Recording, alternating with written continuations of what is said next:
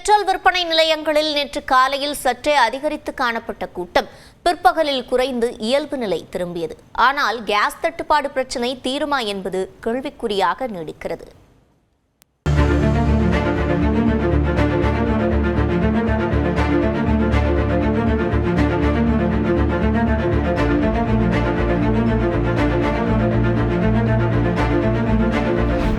Iran Israel போர் காரணமாக இந்தியாவில் எரிவாயு தட்டுப்பாடு ஏற்பட்டு வணிக நிறுவனங்களுக்கான கேஸ் விநியோகம் நிறுத்தப்பட்டது.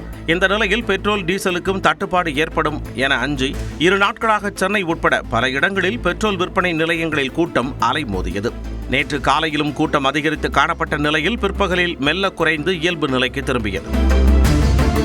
எனினும் திண்டிவனத்தில் பெட்ரோல் தட்டுப்பாடு ஏற்படும் என்ற அச்சத்தில் மக்கள் கேன்களிலும் பாட்டில்களிலும் வாங்கிச் சென்றனர்.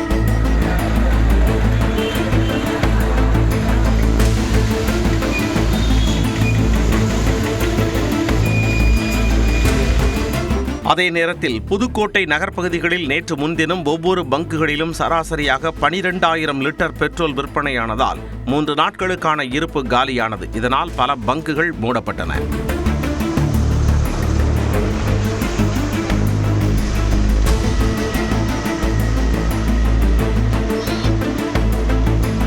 இந்த ஈரானோட போர் தாக்குதலில் டிமாண்ட் ஆயிடுச்சுன்னு சொல்லி வதந்தி கிளப்பினதுனால பொதுமக்கள்லாம் பயந்து தேவைக்கு அதிகமாக பெட்ரோலை கொடுக்கவும் செய்கிறாங்க, அதை வாங்கிட்டும் போகிறாங்க. இதனால அன்றாட புழப்புக்கு போகிறவங்க 100 ரூபா 50 ரூபா பெட்ரோல் போடுறவங்களுக்கு இல்லாமல் போயிடுது. இதேபோல ஆட்டோக்களுக்கான கேஸ் இல்லாத நிலையில் மதுரை விருதுநகரில் உள்ள விற்பனை மையங்கள் மூடப்பட்டன. திருச்சியில் கேஸ் நிரப்புவதற்காக பெட்ரோல் பங்குகளில் ஆட்டோக்கள் வரிசை கட்டி நின்றன.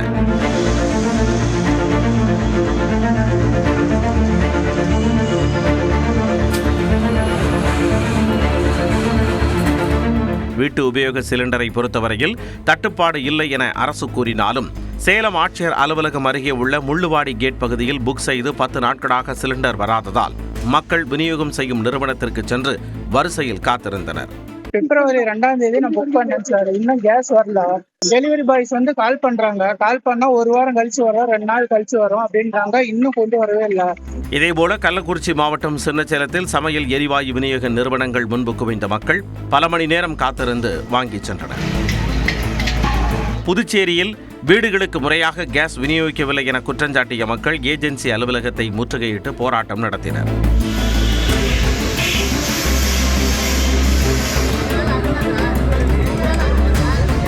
காலைல வந்த பசங்க ஸ்கூல்ல யாருமே விடல, சாப்பாடும் செய்யல, பரிச்சை நடக்குதான், என்ன பண்றது தெரியல சார்.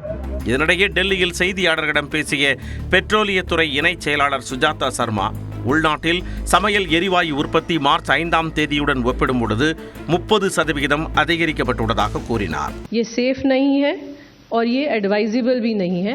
उस रिटेल आउटलेट उस पेट्रोल पंप पर एक्शन लिया गया है और उसको सस्पेंड कर दिया गया है. அனைத்து பெட்ரோல் நிலையங்களிலும் போதுமான அளவு பெட்ரோல் மற்றும் டீசல் கிடைப்பதாக கூறிய சுஜாதா சர்மா சுமார் 25 கோடி மெட்ரிக் டன் கச்சா எண்ணெயை சுத்திகரிக்கும் திறன் இருப்பதால் பெட்ரோல் டீசல் உற்பத்தியில் தன்னிறைவு பெற்றிருப்பதாக தெரிவித்தார். 16 ஆண்டுகள் தாமதத்திற்கு பிறகு சென்னையில் வேளச்சேரி பரங்கிமலை இடையே பறக்கும் ரயில் சேவை தொடங்கியுள்ளது. இதன் சிறப்பம்சங்கள் என்ன, எந்தெந்த நிறுத்தங்களில் நின்று செல்லும் என்ற கூடுதல் விவரங்களை வழங்குகிறார் நமது செய்தியாளர் வெங்கட்ரமணன். தென்சென்னை மக்களின் நீண்டகால கோரிக்கையாக இருந்த இந்த வேளச்சேரி பரங்கிமலை இடையே தற்பொழுது பறக்கும் ரயில் சேவை என்பது தொடங்கியிருக்கிறது.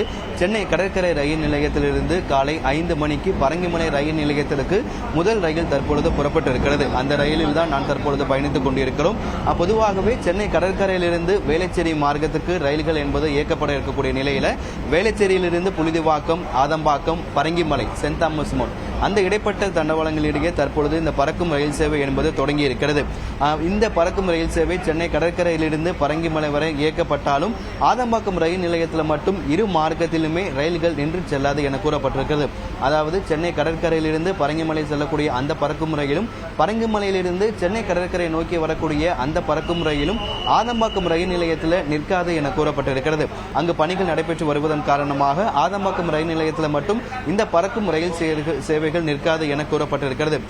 சென்னை கடற்கரையிலிருந்து பரங்கிமலை ரயில் நிலையத்திற்கு ஒரு நாளைக்கு 43 ரயில் சேவைகள் ஒரு மார்க்கத்தில் இயக்கப்படும் என கூறப்பட்டிருக்கிறது. அதே போல சென்னை கடற்கரையிலிருந்து வேளச்சேரிக்கு 2 ரயில்களும், வேளச்சேரி ரயில் நிலையத்திலிருந்து பரங்கிமலை ரயில் நிலையத்திற்கு 3 ரயில் சேவைகளும் இயக்கப்படும் என கூறப்பட்டிருக்கிறது. பிப்ரவரி 20ஆம் தேதியிலிருந்து ஏப்ரல் 5ஆம் தேதி வரை எழும்பூர் ரயில் நிலையத்தில் மேற்கொள்ளப்பட்டு வரக்கூடிய மறுசீரமைப்பு பணிகள் காரணமாக புறநகர் ரயில்கள் தாமதமாக இயக்கப்படுவதால் பயணிகள் கடுமையான சிரமத்தை சந்தித்து வந்தார்கள். இந்த நிலையில்தான் பரங்கிமலையிலிருந்து சென்னை கடற்கரை நோக்கி செல்லக்கூடிய இந்த வழித்தடத்தில் பொதுமக்கள் பயன்படுத்திக் கொள்ள ஏதுவாக தற்பொழுது பொதுமக்களுடைய நீண்டகால கோரிக்கையாக இருந்த வேளச்சேரி பரங்கிமலை இடையேயான ரயில் சேவை என்பது தொடங்கி இருக்கிறது. பொதுமக்கள் மிகுந்த மகிழ்ச்சியோடு இந்த ரயில்களில் பயணம் மேற்கொண்டு வருகிறார்கள். நியூஸ் 18 தமிழ்நாடு செய்திகளுக்காக ஒளிப்பதிவாளர் சேகருடன் செய்தியாளர் வெங்கட்ரமணன். தொடர்வது 1 நிமிட செய்திகள். சிவகங்கை ஆகாஷ் உடலில் 29 இடங்களில் காயங்கள் இருந்ததாக பிரேத பரிசோதனையின் மூலம் தெரிய வந்துள்ளது. மானாமதுரையில் 2 தொழிலாளர்களை வாளால் வெட்டிய வழக்கில் கைதாகி கால் முறிவுக்காக மருத்துவமனையில் அனுமதிக்கப்பட்டிருந்த இளைஞர் ஆகாஷ் உயிரிழந்தார். இந்நிலையில் ஆகாஷின் பிரேத பரிசோதனை முடிவுகள் வெளியாகியுள்ளன. அதில் அவரது வலது கை பின்புறம், முழங்கை, இடது தொடை உள்ளிட்ட இடங்களில் 7 சென்டிமீட்டர் வரை காயம் இருப்பதாக தெரிய வந்துள்ளது. மேலும் வலது காலில் எலும்புகள் முறிவு, ரத்த சிதறல் இருப்பதாக குறிப்பிடப்பட்டுள்ளது. ஆகாஷின் நுரையீரல் கனமாகவும் வீக்கத்துடனும் இருந்ததாக பிரேத பரிசோதனையில் தெரிவிக்கப்பட்டுள்ள நிலையில் அவரது மூளையில் ரத்த கசிவுகள் ஏற்பட்டுள்ளதாக சுட்டிக்காட்டப்பட்டுள்ளது. இந்நிலையில் தனது மகனின் மரணத்திற்கு காரணமானவர்களை கைது செய்யும் வரை உடலை வாங்கப் போவதில்லை என ஆகாஷின் தந்தை தெரிவித்துள்ளார். சிகிச்சையே பண்ணல, அவங்க பண்ணாம இறந்துட்டான். கைது பண்ணாதே நான் கண்டிப்பா வாங்குவேன். ஆமா, அதே உண்மை. முன்னதாக ஆகாஷின் வீட்டிற்கு சென்ற அமைச்சர் பெரிய கருப்பன் 6 லட்சம் ரூபாய் நிதி உதவியை வழங்கினார். இந்நிலையில் இந்த வழக்கு தொடர்பாக விசாரணை நடத்தும் சிபிசிஐடி போலீசார் ஆகாஷின் குடும்பத்தாரிடம் விசாரணை மேற்கொண்டனர். தூத்துக்குடி மாவட்டம் விடாத்திகுளம் அருகே வேடநத்தத்தில் மர்மமான முறையில் கொலை செய்யப்பட்ட 12ஆம் வகுப்பு மாணவியின் இல்லத்திற்கு கனிமொழி எம்பி, அமைச்சர் கீதா ஜீவன் ஆகியோர் நேரில் சென்று ஆறுதல் கூறினர். ஆறுதல் கூறிவிட்டு வெளியே வந்த கனிமொழி எம்பியை கிராம மக்கள் திடீரென முற்றுகையிட்டு வாக்குவாதத்தில் ஈடுபட்டனர். அவர்களிடம் நிச்சயமாக உரிய நடவடிக்கை எடுக்கப்படும் என கனிமொழி உறுதியளித்தார்.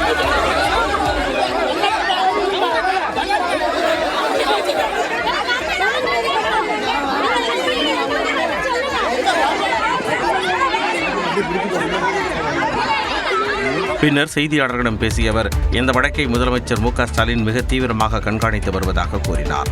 விரைவில் குற்றவாளிகளை விரைவில் கண்டுபிடிக்க வேண்டும் என்ற முனைப்போடு எல்லாரும் செயல்பட்டு இருக்காங்க. முதலமைச்சர் தீவிரமாக கண்காணித்து கொண்டிருக்கிறார். காவல்துறையினர் முனைப்புடன் செயல்பட்டு வருவதால் குற்றவாளிகள் விரைவில் சட்டத்தின் முன் நிறுத்தப்படுவார்கள் என்றும் தெரிவித்தார். திமுக கூட்டணியில் கொங்கு நாடு மக்கள் தேசிய கட்சிக்கு 2 தொகுதிகள் ஒதுக்கீடு செய்யப்பட்டுள்ளன. சட்டமன்ற தேர்தலையொட்டி தொகுதி பங்கீடு பணியை திமுக தீவிரப்படுத்தியுள்ளது. அந்த கூட்டணியில் உள்ள கொங்கு நாடு மக்கள் தேசிய கட்சி கடந்த முறை 3 தொகுதிகளில் போட்டியிட்ட நிலையில் தற்பொழுது 2 தொகுதிகள் அக்கட்சிக்கு வழங்கப்பட்டுள்ளது. இதற்கான உடன்பாட்டில் திமுக தலைவர் மு க ஸ்டாலின் மற்றும் கோமாதேக பொதுச் செயலாளர் ஈஸ்வரன் ஆகியோர் கையெழுத்திட்டனர். புதிதாக கட்சிகள் வந்திருக்கிற காரணத்தினால் அதற்கு தகுந்தாற்போல எல்லா கட்சிகளும் தொகுதிகளை முடிந்த அளவு குறைத்துக் கொள்ள வேண்டும் என்ற அந்த விஷயத்தை எங்களோடு பகிர்ந்து கொண்டார்கள். அந்த 2 தொகுதிகளிலும் உதயசூரியன் சின்னத்திலே போட்டியிடுவதென்றும் ஒப்புக்கொண்டிருக்கிறோம். இந்நிலையில் கம்யூனிஸ்ட் கட்சிகளுடன் தொகுதி பங்கீடு தொடர்பாக சனிக்கிழமை என்று திமுக பேச்சுவார்த்தை நடத்தவுள்ளது. ஏற்கனவே காங்கிரஸ், மதிமுக, IUML, மனிதநேய மக்கள் கட்சியுடன் திமுக தொகுதி பங்கீட்டை முடித்துள்ளது குறிப்பிடத்தக்கது.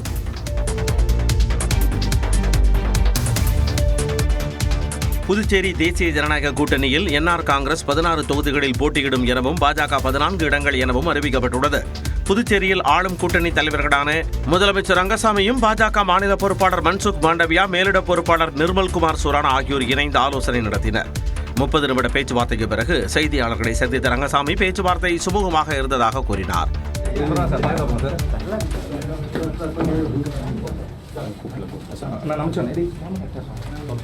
பின்னர் செய்தியாளர்களிடம் பேசிய பாஜக மேலிட பொறுப்பாளர் நிர்மல்குமார் சுரானா தொகுதிகள் பங்கீடு குறித்து அறிவித்தார். Last time 16 seats NR Congress contest பண்ணிருக்காங்க. 14 seats BJP and allies. And we have planned to go accordingly, same like last year. பாஜகவிற்கு ஒதுக்கப்பட்ட 14 தொகுதிகளில் அதிமுக, லட்சிய ஜனநாயக கட்சி ஆகியவற்றுக்கு தொகுதிகள் ஒதுக்கப்படும் எனவும் கடந்த முறை போட்டியிட்ட தொகுதிகளில் சில மாற்றங்கள் மட்டுமே இருக்கும் எனவும் சுரானா தெரிவித்தார்.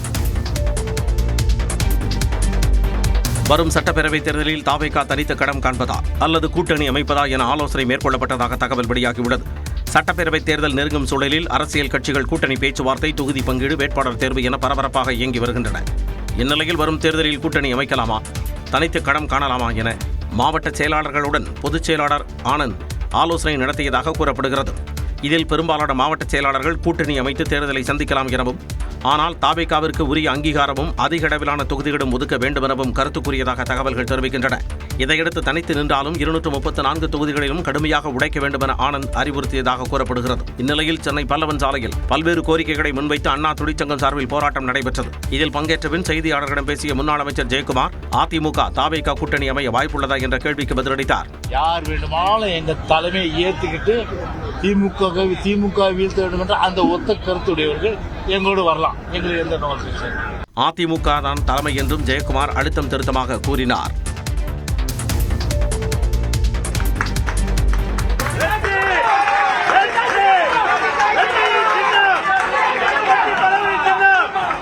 தனது புதிய கட்சியின் சின்னத்தை வி.கே. சசிகலா அறிவித்த காட்சிதான் இது. தமிழ்நாடு முன்னாள் முதலமைச்சர் ஜெயலலிதாவின் தோழியான சசிகலா கடந்த மாதம் புதிய கட்சியை தொடங்கினார்.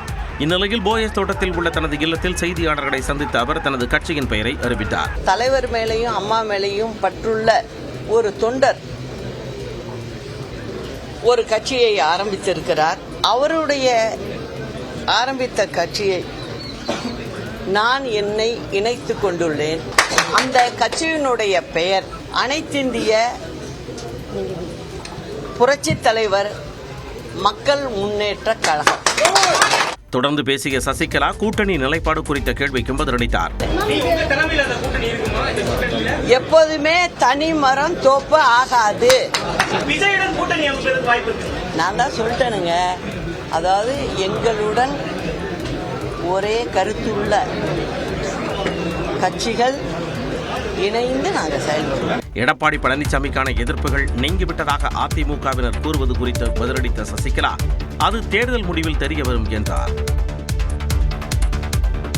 கரூர் சம்பவம் தொடர்பான விசாரணைக்கு நாளை ஆஜராக தவேக தலைவர் விஜய்க்கு சிபிஐ சம்மன் அனுப்பியிருந்த நிலையில் ஒரு நாள் முன்னதாக இன்று மாலையே அவர் டெல்லிக்கு செல்கிறார். கரூரில் கடந்த செப்டம்பர் 27ஆம் தேதி விஜய் மேற்கொண்ட பரப்புரை கூட்டத்தின் போது ஏற்பட்ட நெரிசலில் சிக்கி குழந்தைகள், பெண்கள் என 41 பேர் பரிதாபமாக உயிரிழந்தனர். இந்த வழக்கு தொடர்பாக கடந்த ஜனவரி மாதம் 12 மற்றும் 19ஆம் தேதிகளில் டெல்லி சிபிஐ அலுவலகத்தில் தவேக தலைவர் விஜயிடம் விசாரணை நடந்தது. இந்நிலையில் டெல்லி சிபிஐ அலுவலகத்தில் மார்ச் 10ஆம் தேதி மீண்டும் ஆஜராக வேண்டும் என்று விஜய்க்கு சிபிஐ சம்மன் அனுப்பியது.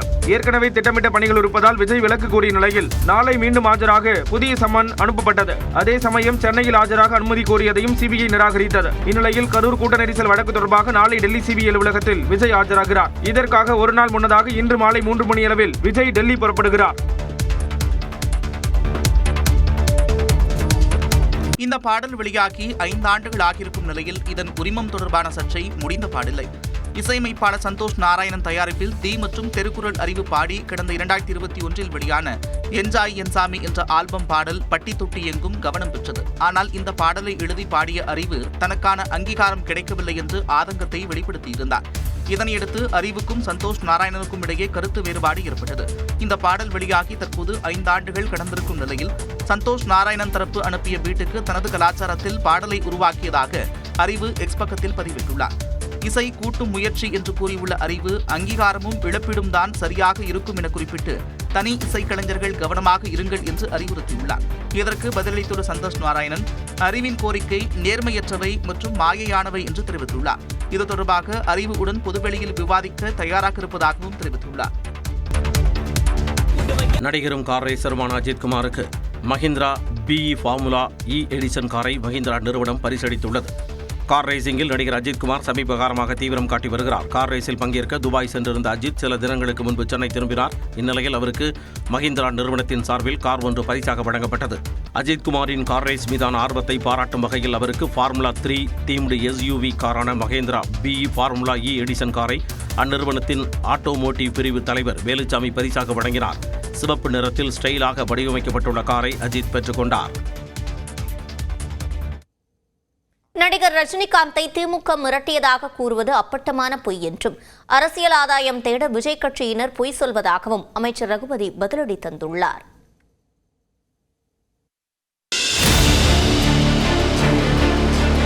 தமிழ்நாட்டில் எம்ஜிஆருக்கு அப்புறம் ஒரு பிரபலமான ஒரு தலைவராக ரஜினிகாந்த் அவர்கள் வரணும்னு நினைச்சார். ஆனால் இதே திமுக குடும்பம் பல மிரட்டல்களை கொடுத்து அவரை அரசியல் கட்சி வர விடாம பார்த்துக்கிட்டாங்க. இன்னைக்கு என்ன ஆனார்? அவரு கடைசியில் ரெட் ஜெயின் பிக்சர்லயே நடிக்க போயிட்டார்.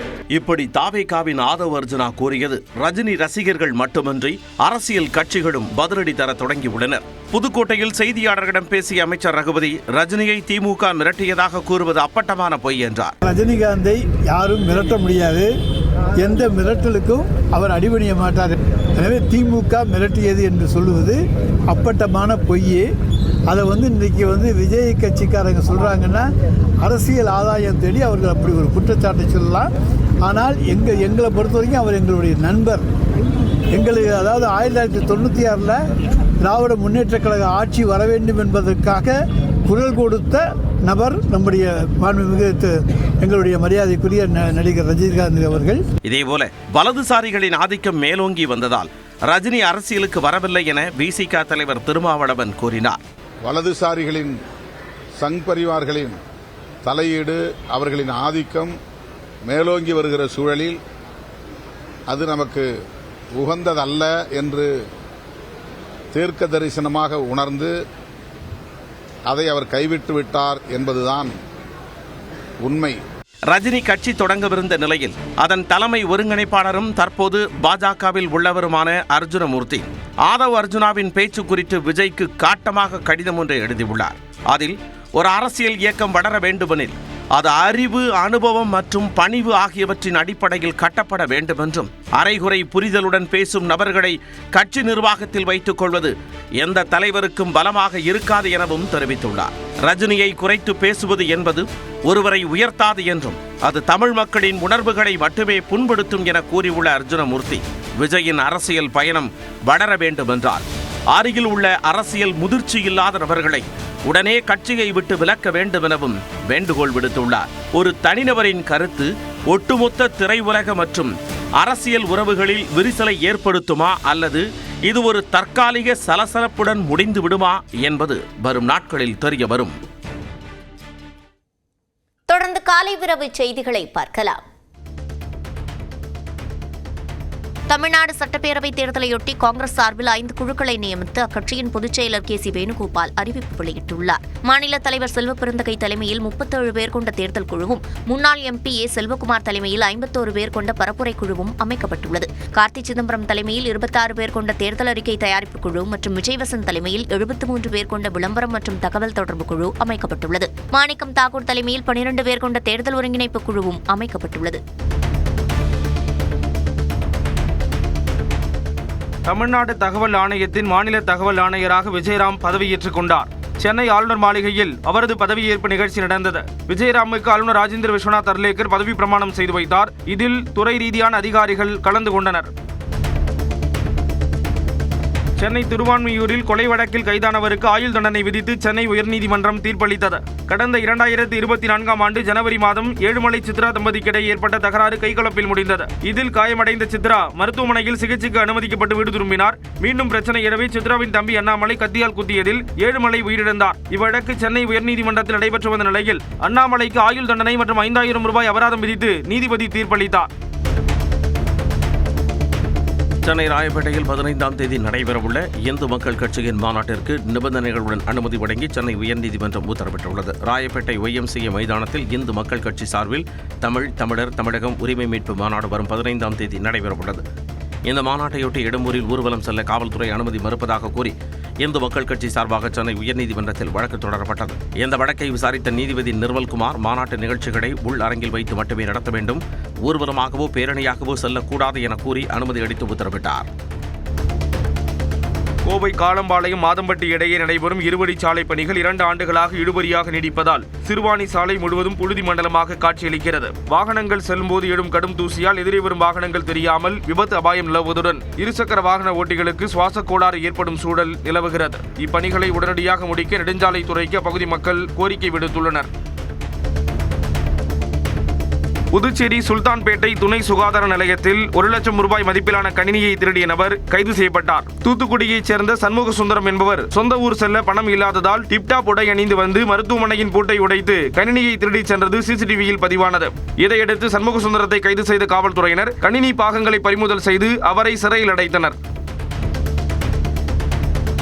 பெரம்பலூர் மாவட்டம் வேப்பந்தட்டை அருகே மூதாட்டியை தாக்கி 25 சவரன் நகையை கொள்ளையடித்துச் சென்றது அதிர்ச்சியை ஏற்படுத்தியுள்ளது.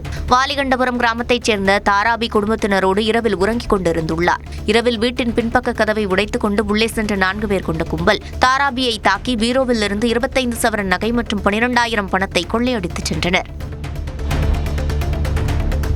பெண்களுக்கு கட்டாய மாதவிடாய் விடுப்பு கோரும் மனுவை உச்சநீதிமன்றம் நிராகரித்துவிட்டது. மாதவிடாய் விடுப்பு குறித்த கொள்கை நீதித்துறைக்கு பதிலாக நாடாளுமன்றம் மற்றும் மாநில சட்டமன்றங்களுக்கு விட்டுவிட வேண்டும் என்று நீதிமன்றம் குறிப்பிட்டது.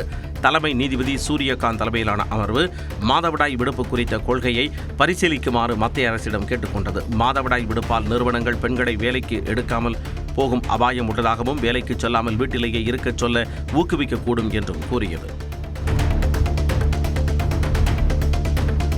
சர்வதேச அளவில் நிலவி வரும் போர்ச்சூழல் மற்றும் பொருளாதார ஏற்றத்தாழ்வுகளை சமாளிக்க 1 லட்சம் கோடி ரூபாய் மதிப்பிலான பொருளாதார நிலைத்தன்மை நிதியை மத்திய அரசு உருவாக்கியுள்ளதாக நிதியமைச்சர் நிர்மலா சீதாராமன் தெரிவித்துள்ளார். உலக சந்தையில் கச்சா எண்ணெய் மற்றும் அத்தியாவசிய பொருட்களின் விலை உயரும்போது அந்த பாதிப்பு நேரடியாக இந்திய மக்களை சென்றடையாமல் தடுக்க இந்த நிதி பாதுகாப்பு அரணாக செயல்படும் என்று மக்களவையில் அவர் குறிப்பிட்டார். நீண்டகால அடிப்படையில் உலகளாவிய அதிர்ச்சிகளிலிருந்து இந்திய பொருளாதாரத்தை நிலைநிறுத்த எடுக்கப்பட்ட மூலோபய திட்டம் என்றும் விளக்கினார். செஷல்ஸில் நடைபெற்று வரும் 11வது லாமிட்டியே கூட்டு ராணுவ பயிற்சியில் முதன்முறையாக இந்திய முப்படையினரும் பங்கேற்று பாதுகாப்பை உறுதி செய்வது குறித்து தீவிர பயிற்சியில் ஈடுபட்டனர்.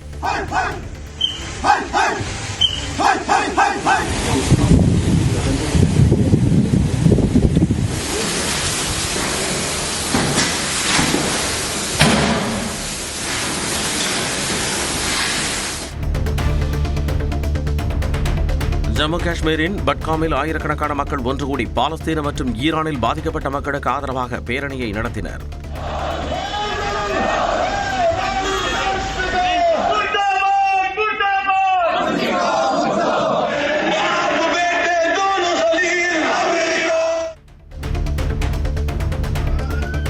மத்திய இஸ்ரேல் பகுதியில் ஹோலோன் நகரில் ஈரான் நடத்திய ஏவுகணை தாக்குதலால் ஒரு கிடங்கு பலத்த சேதமடைந்தது.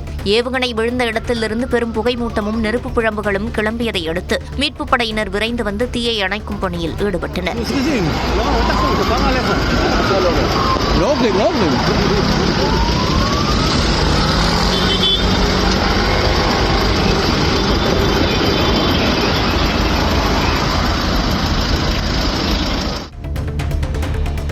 ஈரானுக்கும் இஸ்ரேலுக்கும் இடையே போர் பதற்றம் நீடித்து வரும் நிலையில் குட்ஸ் தின பேரணியில் கலந்து கொள்ள வந்த ஈரானிய அதிபர் பெசஸ்கியான் மிக இயல்பாக தெஹ்ரான் வீதிகளில் நடந்து சென்றார். அப்போது ஈரானியர்கள் அவரை கட்டி தழுவி முத்தமிட்டு அவருடன் படம் எடுத்துக் கொண்டனர்.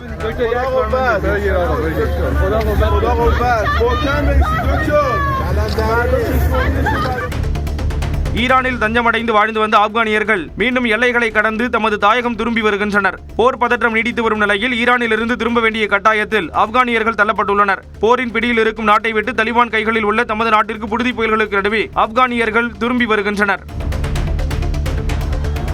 ஈரானில் அமெரிக்காவின் கொடூரமான தாக்குதல்களுக்கு நடுவே லட்சக்கணக்கான மக்கள் டெஹ்ரான் மற்றும் பிற நகரங்களில் கூடியது ஈரானியர்களின் மன உறுதியை காட்டுவதாக வெளியுறவு அமைச்சர் அப்பாஸ் அர்காசி கூறியுள்ளார். எதிரிகள் ஈரானிய மக்களின் சக்தியை ஒப்புக்கொள்ள வேண்டிய கட்டாயம் ஏற்படும் என்றும் அவர் தெரிவித்தார். ஓமன் கடல் அருகே அமெரிக்க விமானம் தாங்கி கப்பலான USS ஆப்ரஹாம் லிங்கன் மீது ஏவுகணை மற்றும் ட்ரோன் தாக்குதல் நடத்தியதாக இஸ்லாமிய புரட்சிகர காவல்படை IRGC கூறியுள்ளது. இந்த தாக்குதல் IRGC கடற்படையால் தொடங்கப்பட்ட துல்லியமான நடவடிக்கையின் ஒரு பகுதியாகும் என ஈரானிய அரசு ஊடகம் செய்தி வெளியிட்டுள்ளது. ஆனால் ஈரானின் தாக்குதல் முயற்சி முறியடிக்கப்பட்டதாக அமெரிக்கா தெரிவித்துள்ளது. அசுரன் திரைப்படத்தில் கென் கருணாஸின் நடிப்பு பேசப்படாது என்ற தனது நம்பிக்கையை பொய்யாக்கியது போன்று யூத் திரைப்படத்தை இயக்கி மீண்டும் ஒருமுறை தன்னை கென் கருணாஸ் நிரூபித்துள்ளதாக நடிகர் தனுஷ் பாராட்டியுள்ளார். அசுரன், விடுதலை 2 போன்ற படங்களில் நடித்து மக்களின் கவனம் ஈர்த்தவர் கென் கருணாஸ். இவருடைய இயக்கத்தில் உருவான யூத் திரைப்படத்தின் முன்னோட்டமும் முட்டை கரைக்கு பாடலும் வெளியாகி பெரும் வரவேற்பை பெற்ற நிலையில் படத்தின் ப்ரீ ரிலீஸ் நிகழ்வு சென்னையில் நடைபெற்றது. நிகழ்வில் சிறப்பு விருந்தினராக பங்கேற்ற நடிகர் தனுஷ் அசுரன் திரைப்படத்தில் படிப்புதான் முக்கியம் என்று தாம் வசனம் பேசிய நிலையில் யூத் திரைப்படத்தின் ஃபர்ஸ்ட் லுக் போஸ்டரிலேயே கென் 3 பெண்களுடன் அமர்ந்திருப்பதாக கலாய்த்து தள்ளினார். நம்ம கிட்ட கார்டு இருந்தா எடுத்துக்கிறவானுங்க, ரூவா இருந்தா பிடிங்கிருவானுங்க, ஆனா படிப்பை மட்டும் நம்ம கிட்ட இருந்து எடுத்துக்கவே முடியாது சிதம்பரம் சொன்னதுக்கு அதை தவிர நீ எல்லாமே பண்ணிருக்க.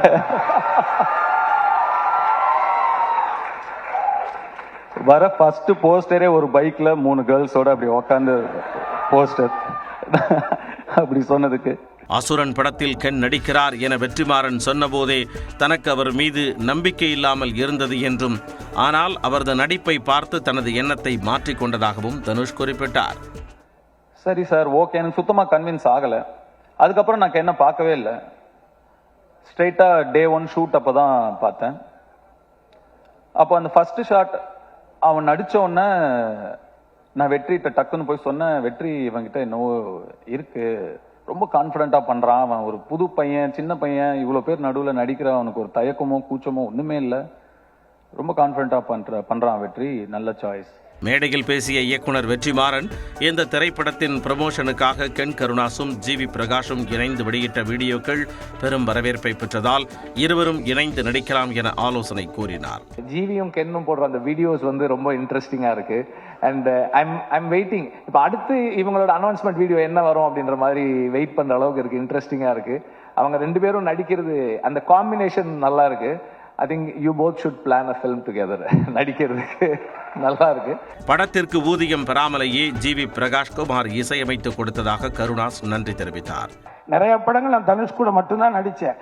ஆனா அவர் கூட நான் நடிச்ச 16 வருஷம் ஆயிடுச்சு. அதுக்கப்புறம் இப்ப நான் கரையில நடிச்சிருக்கேன். அந்த கரையில அவருக்கு அவார்டு கிடைச்சிச்சுன்னா எனக்கும் கொடுத்தாகணும், இல்லைன்னா நான் கவர்மெண்ட் சென்ட்ரல் கவர்மெண்ட் மேல செம வெறுப்பாயிருவேன். ஆனால் நிகழ்ச்சி குறித்து மேடையில் பேசிய கிரேஸ் ஒரு பக்கம் மகிழ்ச்சியாக இருந்தாலும் மற்றொரு பக்கம் பயமும் இருப்பதாக நிகழ்ச்சியுடன் கூறினார்.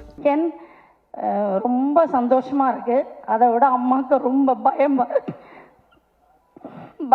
இருக்கு. இந்த படம் நல்லா வரும் நான் நம்புறேன்.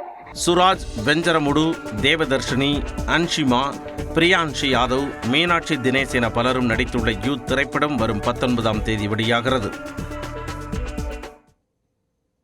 தொடர்ந்து காலை விரைவு செய்திகளை பார்க்கலாம். தாய் தமிழை காக்க ஆயத்தமாக இருக்கும் இளைஞர்கள் உழைப்பை மட்டும் கொடுங்கள், உயிரை அல்ல என்று முதலமைச்சர் மு க ஸ்டாலின் தெரிவித்துள்ளார். இந்தி திணிப்புக்கு எதிராக மே 17 இயக்கத்தின் சார்பில் நடைபெற்ற போராட்டத்தில் ரயில் முன்பு பாய்ந்து படுகாயமடைந்து சிகிச்சை பெற்று வரும் சிவா திலீபன் என்ற இளைஞரை முதலமைச்சர் மு க ஸ்டாலின் சந்தித்து நலம் விசாரித்தார்.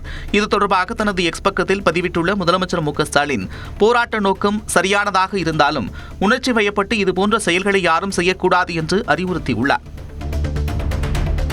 சட்டமன்ற தேர்தல் தொகுதி பங்கீடு தொடர்பாக அதிமுக பொதுச் செயலாளர் எடப்பாடி பழனிசாமியும் அமமுக பொதுச் செயலாளர் டிடிவி தினகரனும் தொலைபேசி வாயிலாக பேச்சுவார்த்தை நடத்தினர். சட்டமன்ற தேர்தல் நெருங்கி வரும் நிலையில் திமுக அதன் கூட்டணி கட்சிகளுடன் பேச்சுவார்த்தை நடத்தி தொகுதிகளின் எண்ணிக்கையை இறுதி செய்து வருகிறது. அந்த வகையில் டிடிவி தினகரனுடன் பேச்சுவார்த்தை நடத்திய அதிமுக பொதுச் செயலாளர் எடப்பாடி பழனிசாமி வரும் 17ஆம் தேதி நடத்தவுள்ள போராட்டம் தொடர்பாகவும் தொலைபேசி வாயிலாக ஆலோசனை மேற்கொண்டார். 2026ஆம் ஆண்டு பொங்கல் பரிசு தொகுப்பினை சிறப்பாக வழங்கியதற்காக நியாய விலைக் கடை பணியாளர்களுக்கு வழங்கப்படும் ஊக்கத்தொகையை உயர்த்தி முதலமைச்சர் ஸ்டாலின் ஆணையிட்டுள்ளார். இதற்கு முன் ஒரு குடும்ப அட்டைக்கு 50 பைசாவாக இருந்த ஊக்கத்தொகை தற்போது 3 ரூபாயாக உயர்த்தப்பட்டுள்ளது. இதன் மூலம் சுமார் 6 கோடியே 47 லட்சம் ரூபாய் கூடுதல் செலவினத்திற்கு நிர்வாக அனுமதி அளிக்கப்பட்டுள்ளது. பணியாளர்களின் நீண்ட நாள் கோரிக்கையை நிறைவேற்றிய முதல்வருக்கு கூட்டுறவுத்துறை சார்பில் அமைச்சர் பெரிய கருப்பன் நன்றி தெரிவித்துள்ளார். சேலம் ஏற்காடு சுற்றுலா தலத்திற்கு தடையற்ற போக்குவரத்து வசதியை ஏற்படுத்த 10.3 கிலோமீட்டர் நீளமுள்ள 3வது மாற்றுப்பாதை அமைய உள்ளது. காடையாம்பட்டி, கணவாய், புதூர் மற்றும் நாகலூர் வழியாக செல்லும் இந்த சாலையை மேம்படுத்த ஊரக வளர்ச்சித் துறையிடம் இருந்த சாலைகள் தற்போது நெடுஞ்சாலைத்துறைக்கு மாற்றப்பட்டு அரசாணை வெளியிடப்பட்டுள்ளது. இதன் மூலம் ஏற்காடு செல்லும் பயண நேரம் குறைவதுடன் நெரிசலும் தவிர்க்கப்படும் என மாவட்ட ஆட்சியர் பிருந்தாதேவி தெரிவித்துள்ளார்.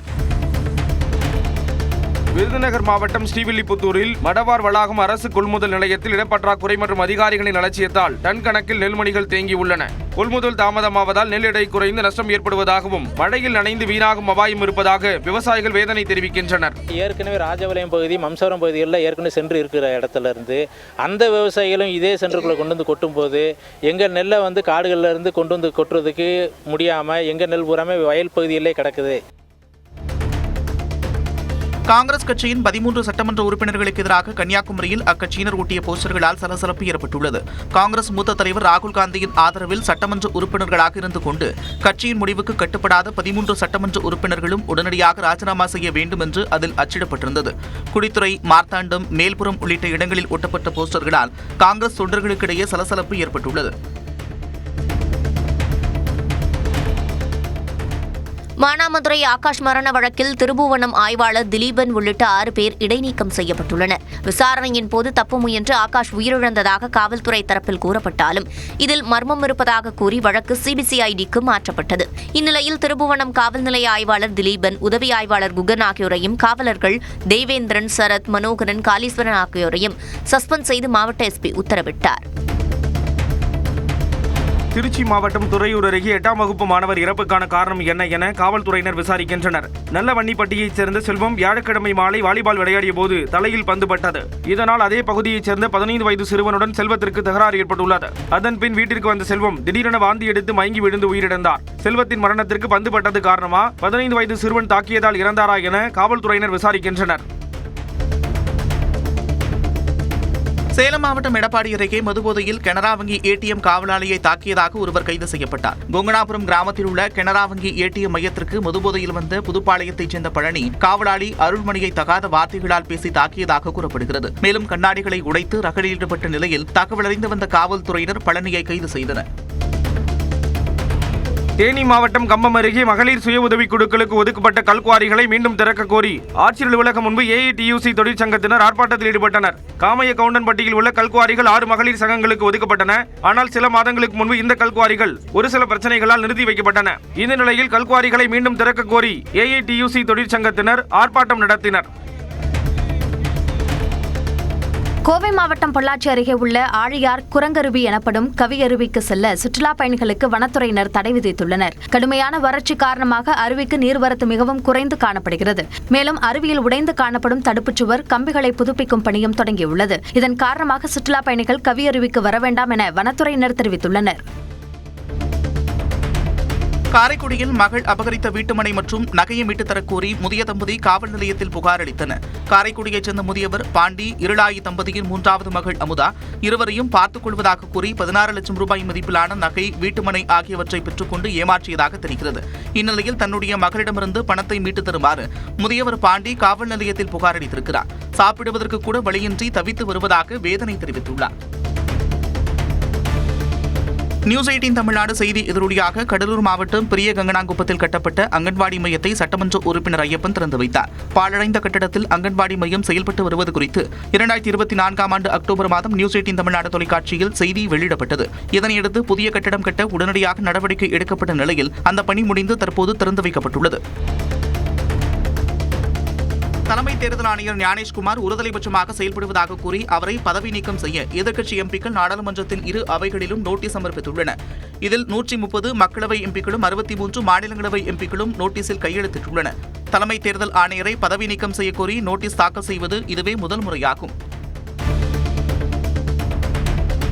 அமெரிக்க, இஸ்ரேலிய நண்பர்களை பகைத்துக் கொள்வதை தவிர்க்கவே ஈரான் மீதான தாக்குதலை கண்டிக்க மோடி அரசு தயக்கம் காட்டுவதாக காங்கிரஸ் எம்பி ஜெய்ராம் ரமேஷ் கண்டனம் தெரிவித்துள்ளார். இது தொடர்பாக தனது சமூக வலைதளத்தில் பதிவிட்டுள்ள அவர், மத்திய கிழக்கு நாடுகள் மீதான ஈரானின் தாக்குதலை சரியாக கண்டித்த மோடி அரசு ஈரானின் உச்ச தலைவரை படுகொலை செய்தது குறித்தும் ஈரான் மீதான தாக்குதல் குறித்தும் அமைதி காப்பதாக குறிப்பிட்டுள்ளார்.